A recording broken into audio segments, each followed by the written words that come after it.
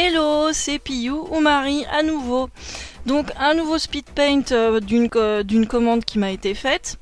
Donc vous avez sûrement remarqué que vous n'avez pas vu le tout début du dessin, c'est normal. C'est parce que la vidéo faisait bien 20 minutes avec et je trouvais que c'était vraiment trop long. Donc pour cette vidéo, j'ai décidé de changer un petit peu mon style pour dessiner les poneys. Donc comme vous pouvez le voir, j'ai rajouté un petit peu de fourrure au niveau du brouillon que vous voyez là. Et pour les yeux, bon, je les ai changés, finalement je les ai pas vraiment fait comme ça. Il y a aussi une différence au niveau de comment j'ai fait le museau, enfin bref, vous verrez un petit peu mieux vers la fin. Donc c'est un OC qui s'appelle Lightning Moon, pardon, qui appartient à Blaze Mizu, qui est sur DeviantArt aussi, qui est une Pegasister, donc une prony française, voilà. Et donc c'est un personnage qui a quand même un design assez intéressant. Je sais pas quand on va la revoir parce que je l'ai quand même en référence sur le dessin, mais je l'affiche pas tout le temps. Parce qu'elle a beaucoup de dégradés de couleurs différentes au niveau des pattes et au niveau des ailes. Donc pour ce speed paint, c'est un no-line, donc c'est toujours un travail qui va plus m'intéresser à faire, qui me permet de faire des choses qui me plaisent plus. Et donc en fait vous n'avez pas vu non plus totalement le début de quand j'ai commencé à colorier le corps, parce que eh bien j'étais un peu têtue, c'est-à-dire que j'ai fait le brouillon, et j'ai pas attendu que la personne me dise qu'il validait le brouillon avant de commencer à colorier parce que j'avais envie de continuer. D'habitude c'est pas comme ça que je fais, mais là j'avais envie de continuer. Donc du coup j'ai dû changer quelques petits trucs après avoir montré le brouillon à la personne. Mais bon, c'est ma faute, hein. J'avais qu'à pas faire comme ça. Donc du coup vous n'avez pas vraiment tout le début, vous avez juste vu le moment où j'ai décidé de changer le brouillon. Donc là le fond c'est bon, vu que on m'a pas vraiment commandé de fond, en fait on m'a juste dit de faire un fond en dégradé. Donc j'ai choisi un dégradé de bleu, voilà. Donc ce personnage il a été vraiment très intéressant à dessiner pour moi. Aussi bien au niveau du choix des couleurs, etc. Franchement c'est vraiment un OC que j'ai vu, je me suis dit oh là il est vraiment beau et tout. Donc j'étais vraiment super motivée, donc je suis allée, comment dire, vite entre guillemets pour le faire, c'est-à-dire en fait c'était lent, mais je l'ai fait dans un laps de temps court, c'est-à-dire en 2 jours je crois. Tandis que d'habitude ça peut me prendre plus de temps, plus j'avais plus moyen de m'organiser au niveau de mes horaires, donc c'était plus pratique.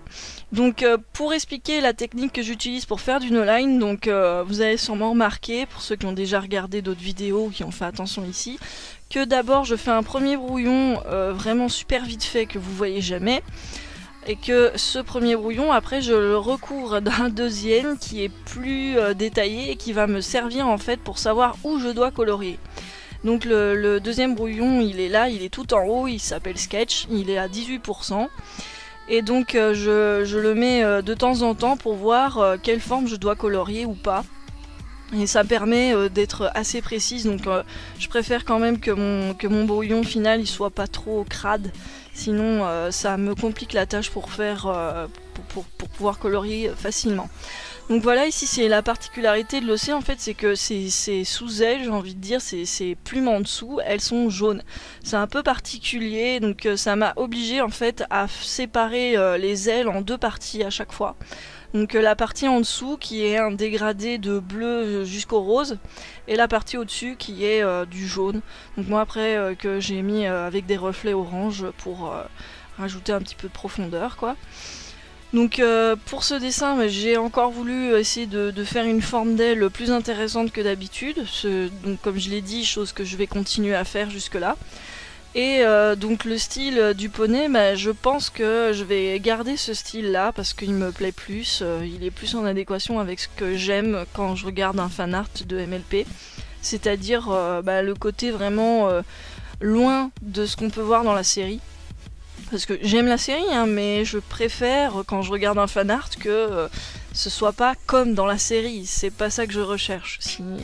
C'est, on va dire, un style qu'on ne retrouve pas dans la série, mais qui a du sens, qui est logique. Voilà, c'est ça qui va plus m'attirer.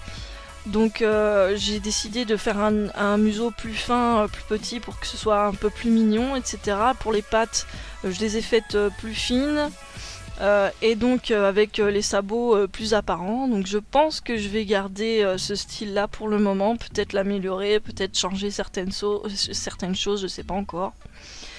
Donc là je fais les ailes, alors c'est pas une technique super détaillée parce que à nouveau c'est un dessin qui se veut quand même assez cartoon, donc j'ai pas détaillé énormément le reste du corps, donc si je faisais toutes les plumes etc en détail, ce qui m'est déjà arrivé de faire par exemple sur mon dessin Twilight Power, bah là le dessin en entier il était totalement détaillé, donc ça avait du sens. Mais là, ça aurait fait un peu bizarre si j'avais fait des plumes très détaillées. Bon, je pourrais, mais c'est pas vraiment le but recherché et ça me prend déjà tellement de temps que je pense qu'à la limite, si jamais un jour je décide de faire toujours des dessins de poneys, etc., ou de personnages avec des ailes, et que je veux les faire fort détaillés, je pense, si c'est une commande, en tout cas faire un supplément. Parce que ça prend vraiment beaucoup de temps. C'est une des parties du dessin qui me prend toujours beaucoup de temps quand je dois faire un personnage avec des ailes. Et si en plus je me mets entre guillemets au défi, bon c'est pas vraiment un défi parce que j'ai déjà fait, de faire des plumes très détaillées, je peux pas, enfin voilà quoi, ça va augmenter le temps, un truc de fou quoi.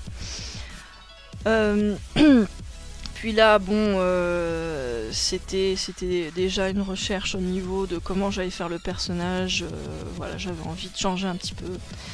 Donc j'avais pas trop non plus envie de me prendre la tête sur ce genre de truc. Donc là, je suis en train de faire les yeux, qui ressemblent assez à d'habitude. J'ai envie de dire, il y aura quelques petites différences que vous allez remarquer. Donc je corrige la forme, etc. Donc là, ce que je fais, c'est évidemment faire les reflets comme d'habitude, mais au départ j'avais rajouté voilà un petit point que j'ai ensuite enlevé, parce que bon certes c'est joli, mais comment dire, ça fait un peu trop manga en fait, donc je l'ai enlevé. Peut-être que plus tard je me remettrai à faire ça, j'en sais rien du tout. Donc là j'ai fait un reflet comme ça que d'habitude je fais jamais.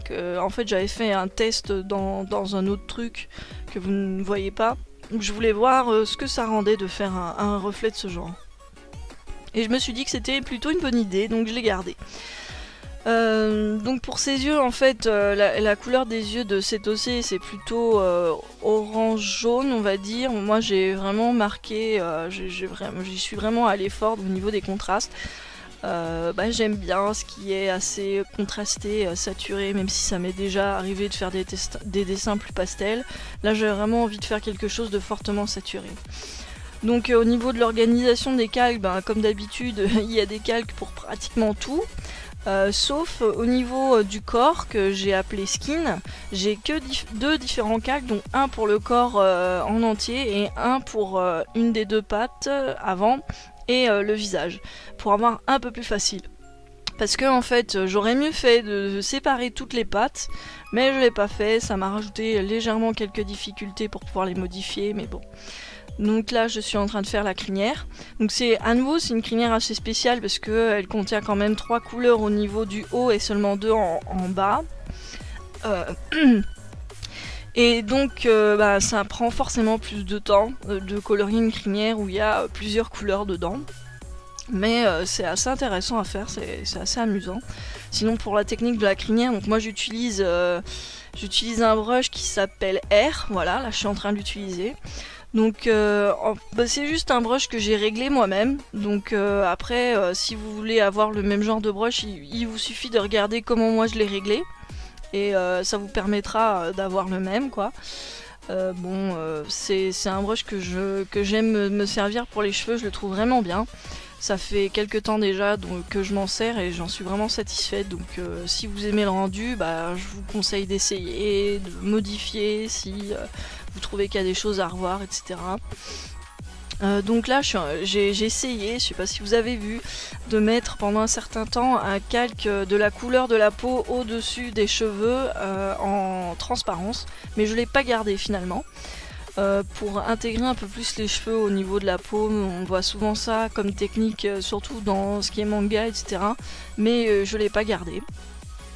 Donc au niveau des cheveux c'est toujours les sentiments, donc je le répète, je l'ai déjà dit, mais bon c'est jamais si vous n'avez pas vu la vidéo d'avant. Donc ma technique elle est très simple, pour faire les points je clique, je ne me sers pas de ma tablette. Donc là j'ai décidé de rendre les pattes légèrement plus épaisses parce que j'ai trouvé fort fines. Et bon j'aime bien les pattes assez longues et fines, mais là c'était peut-être un peu trop. Voilà, et les pattes avant aussi je les ai un petit peu élargies. Pas celle qui est vers le fond du dessin parce qu'elle est plus loin, donc ça me semblait plus logique de pas trop la grossir quoi. Donc alors Lightning Moon elle a un accessoire qui est une sorte de bandana blanc sur son cou. Au départ j'ai pas voulu le faire parce que je me disais qu'avec les cheveux on le verrait pas, et finalement vers la fin je l'ai rajouté, mais on le voit vraiment à peine quoi. C'était à peine intéressant de le faire quoi, voilà, mais bon je l'ai quand même fait pour que la personne qui est commandé voit que voilà, sa référence a été respectée jusqu'au bout. Donc là je finis les ailes etc. Alors pour les ailes ça a été assez amusant à faire aussi parce que à cause du dégradé, mais bon forcément ça prend plus de temps quoi.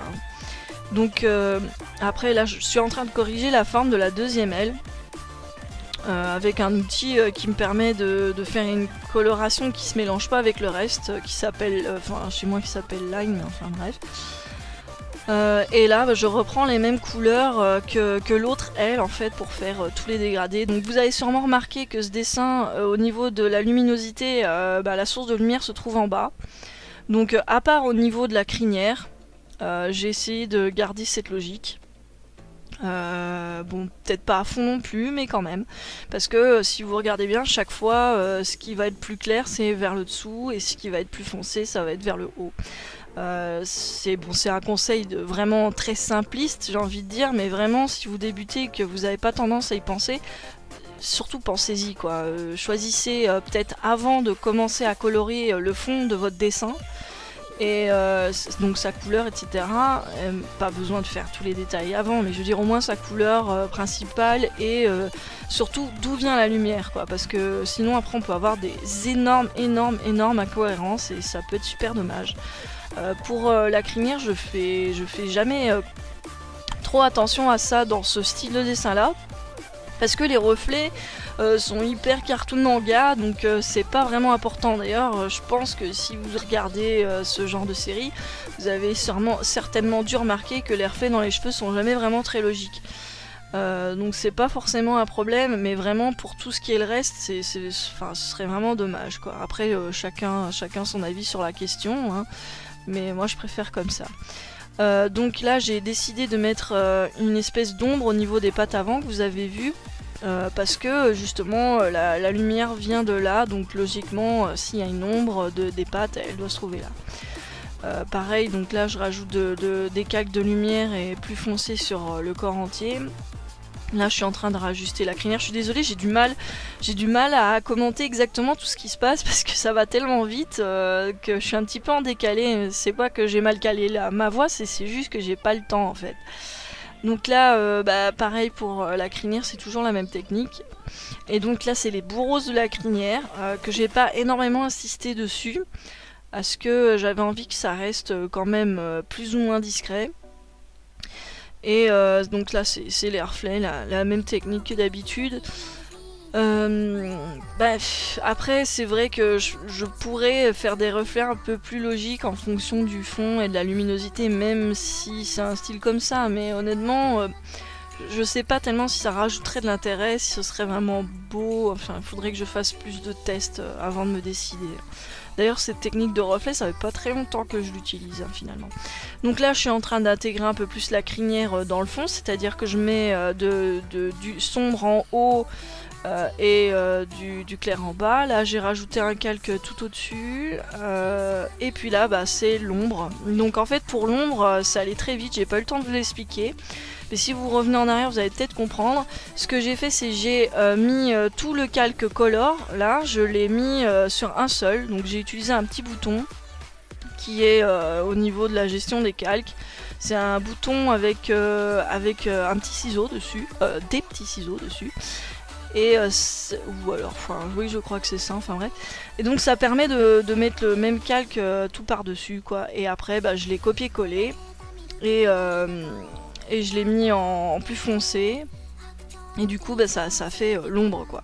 Et après j'ai remis les calques, enfin j'ai fait CTRL Z, hein, j'ai annulé pour remettre tous les calques normaux. Pour annuler le fait de les avoir tous intégrés dans le même. Donc là c'est les quelques petites corrections qu'il y a à faire. Donc là j'ai enlevé le point dans l'œil justement comme je vous l'ai dit. Et puis là bah, je mets les sourcils, que je sais pas pourquoi j'avais un peu zappé. C'est quand même mieux avec.